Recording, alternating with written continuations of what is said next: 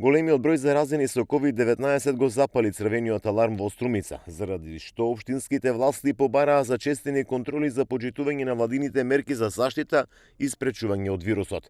Тоа било договорено и на состанокот со представници на повеќе институции кои разгледувале состојбата и констатирале дека е потребно да се зајакнат инспекцијските контроли по угостителските капацитети и кафулињата, а полициските контроли да бидат постојани за да се спречи групирањето.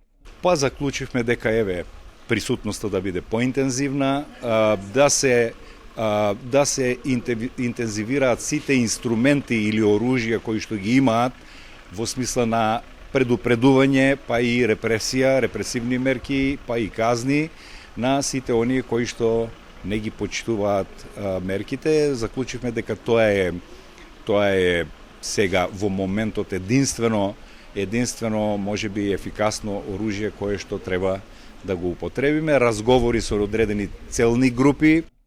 Како што соопшти градоначалникот на Струмица Јаневски, загрижува фактот што последнава недела најголемиот дел од новозаболените во овој регион се представници на младата популација, што доволно укажува дека забавите и групирањата си го права своето. Загрижува фактот дека најголемиот процент на ново заразени и ново инфицирани наши сограѓани е на возраст од 15 до 30 години.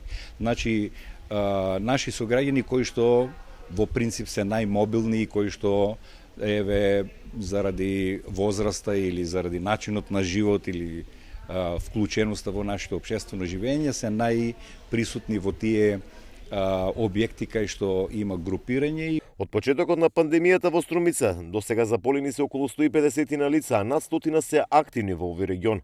Освен во градот, инфицирани од COVID-19 во помали кластери ги има и по струмишките населени места.